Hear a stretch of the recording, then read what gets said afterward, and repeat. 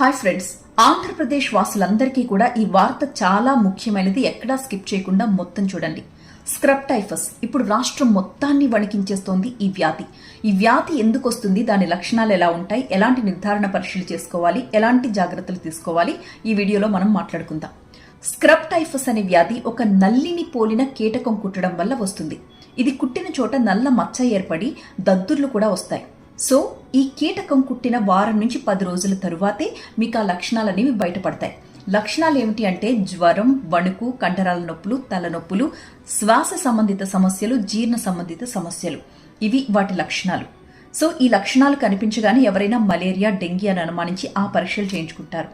కానీ ఒకవేళ ఇది కాదు అని నిర్ధారణ అయితే వెంటనే స్క్రబ్ టైఫస్ అనుమానిత ఎలిసా పరీక్ష చేయించుకోండి. అప్పుడు మీకు ఈ వ్యాధి నిర్ధారణ అనేది జరిగిపోతుంది. బెటర్ ఏంటంటే లక్షణాలు బయటపడే వరకు ఆగడం కాకుండా శరీరం మీద దురద పుడుతూ ఇలాంటి నల్ల మచ్చలు గమనించినా, దాని చుట్టూ దద్దుర్లు ఏర్పడ్డా కూడా వెంటనే ఇమ్మీడియట్గా హాస్పిటల్కి వెళ్ళండి.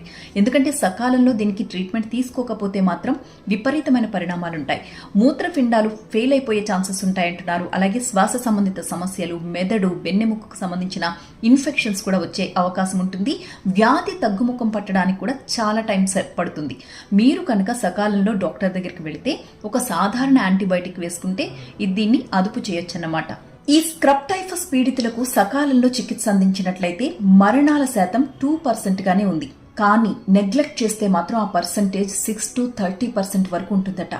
రోగి కోమాలోకి వెళ్లిపోయే పరిస్థితులు తలెత్తుతాయి. ఈ స్క్రబ్ టైఫస్ కీటకాల తాకిడి అనేది ఆగస్టు నుంచి ఫిబ్రవరి ఈ మధ్య కాలంలోనే ఎక్కువగా ఉంటుంది. సో ఇప్పుడు ఈ సీజన్ లో ఎక్కువగా ఈ వ్యాధి బారిన పడే అవకాశం ఉంటుంది. కాబట్టి ప్రతి ఒక్కరూ జాగ్రత్తగా ఉండాలని సూచిస్తున్నారు.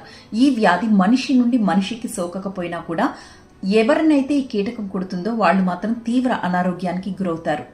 ముఖ్యంగా ఇది ఎలాంటి ప్రదేశాల్లో సోకే అవకాశం ఉంటుంది అంటే తడి నేలలు, పొదలు, తోటలు, వ్యర్థాలన్నీ పేరుకునే ప్లేస్, పశువుల పాకలు, ఇలాంటి చోట్ల పనిచేసే వాళ్ళందరూ కూడా చాలా అప్రమత్తంగా ఉండాలి. ఫుల్ హ్యాండ్స్ షర్ట్స్ ధరించడం, కాళ్లకు సాక్స్ ధరించడం, ఇలాంటి మినిమం జాగ్రత్తలు తీసుకుంటే సరిపోతుంది. అలాగే మంచాలు, దిండ్లలో కూడా అంటే పాత పడిపోయినవి ఉంటాయి కదా, వాటిల్లో ఈ నల్లులు ఎలా అయితే చేరతాయో ఈ స్క్రబ్ టైఫస్ వ్యాధికి కారణమైన కీటకాలు కూడా ఇలాంటి ప్లేసెస్లోని చేరతాయన్నమాట. అలాగే పిల్లలపై ఎక్కువ ప్రభావం చూపే ప్రమాదం ఉంది అని కూడా హెచ్చరిస్తున్నారు. కాళ్ళు, చేతులు కప్పి ఉంచే విధంగా జాగ్రత్తలు తీసుకుంటూ వాళ్ళకి ఈ కీటకం బారిన పడకుండా జాగ్రత్తగా చూసుకోమని సూచిస్తున్నారు. చిత్తూరు, కాకినాడ, విశాఖపట్నం ఈ ప్రాంతాల్లో అయితే ఎక్కువగా ఈ వ్యాధి వస్తోంది. సో ఈ ప్రాంత వాసులు మరింత జాగ్రత్తగా ఉండండి.